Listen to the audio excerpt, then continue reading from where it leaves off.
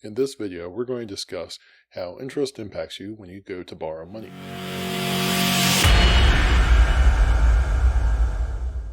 To start with, we're going to look at some common scenarios when you borrow money, such as, say, for a credit card or getting a loan or a mortgage. You will typically hear interest expressed in the term of a percentage rate, such as 5%, 10%, 29.99%, and so on.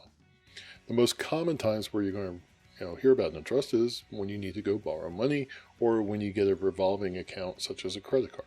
Interest can cost you a significant amount of money if you're unaware of how it works. When you look at taking out a loan for a car, or you have a credit card, or you're buying a house, the difference in interest can really have a huge impact on how much that is going to cost you in the long term. One of the most common scenarios and one of the most common traps people get into is credit card debt. You hear this a lot.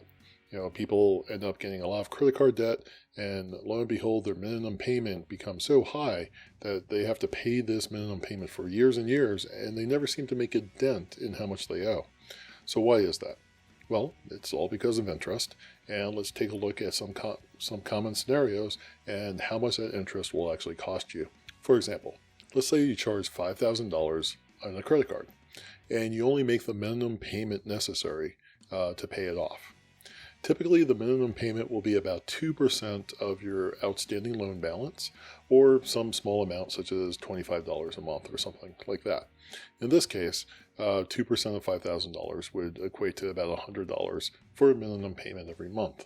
In the scenario above, with a typical 2% minimum payment and a credit card that charges 15% interest, it will take you over 22 years and cost almost $7,000 on top of that original $5,000 to fully pay that card off. Let's take a look at that scenario with a slightly higher interest rate, which is more typical when people first start out getting credit cards.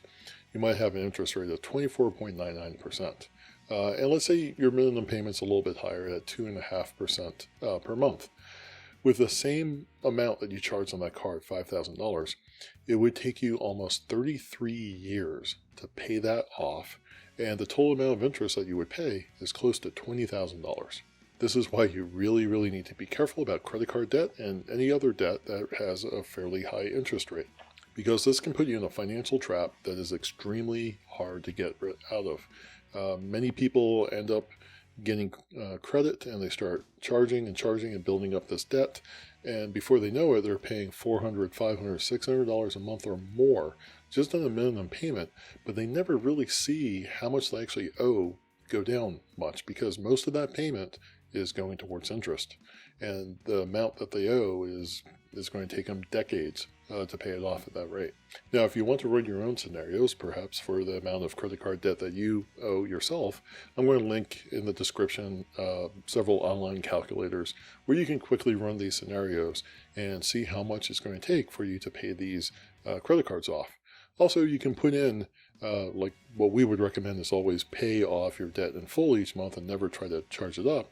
But let's say you had to charge something, an unexpected expense, and you can put in different payments amounts and see how long it's going to take for you to pay that off and how much interest it's going to cost you. Now, there's two ways interest can be calculated: simple and compound. For the most part, when you're borrowing money, you're not going to run into simple interest. It's always going to be compounded at some rate. But simple interest is good to know about. You will run into in some scenarios. So simple interest is actually pretty simple to calculate. It simply is interest times principal times the rate times time. Now, compounding interest is where things get dangerous or somewhat interesting when you talk about investments.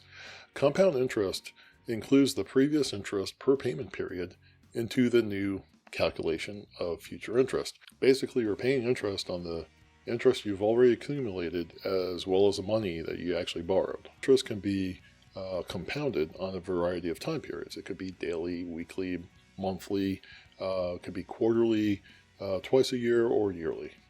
The more frequent the interest is compounded, the more you will end up paying overall in interest. Now, the calculation for compound interest is a bit more complex, but there's plenty of online calculators that will take care of that for you. Now, this doesn't mean you should always avoid trying to pay interest.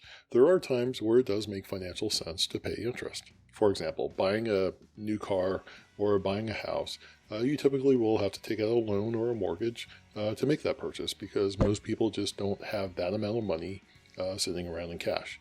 And even if you do have that amount of money in cash, I'm going to run some numbers for you to show you why it might make financial sense for you to go ahead and take out a loan. This is especially true right now with historic low interest rates that we're seeing. So in this scenario, let's say you were thinking about buying a new car for $35,000, and you've actually saved up $35,000, and you could actually pay cash for it. But we're going to run a scenario here where the dealership, or maybe your credit union or a bank, is offering you to loan you money to buy that car at a fairly decent interest rate of 1.5% over 5 years. So let's take a look at the difference between paying cash for that car now versus, say, taking out the loan at 1.5% and taking that $35,000 that you've saved up and put it into a relatively safe investment vehicle such as ETFs or mutual funds, which historically get a 6% interest rate. Of course, that's over time. It's never a guarantee. Things are going to fluctuate, but the 6% yield in that case is fairly conservative. So we're going to take a look at the numbers of taking out this car loan. I'm going to simplify it a bit. I'm not including the cost of extra insurance, any down payment on the loan, extra fees that typically come with a loan. We're just going to look at all up, the loan is $35,000. And for a period of 5 years, you're going to have a payment of roughly $606, and you're going to pay about $1,300.51 in interest. So since you took out this loan, you could actually invest that $35,000 into a ETF or some other fund that gets roughly 6% yearly interest rate. So over the course of 5 years, you would actually have over $46,000. You have collected almost $12,000 in interest during this time period. So now if we subtract out that interest and the cost of the interest to take out the loan, you can see that you're still way ahead by over $10,000 versus paying cash for that car originally. So with that, I hope I was able to help you understand how interest can work for you and against you in a couple different scenarios. In part 2, we're going to take a look at interest more from the aspect of investments and how that can build your wealth over time, and how it really is the foundation of having financial independence and retiring. With that, subscribe, like, and hit the notification button to get more info from the Firestarter Pack.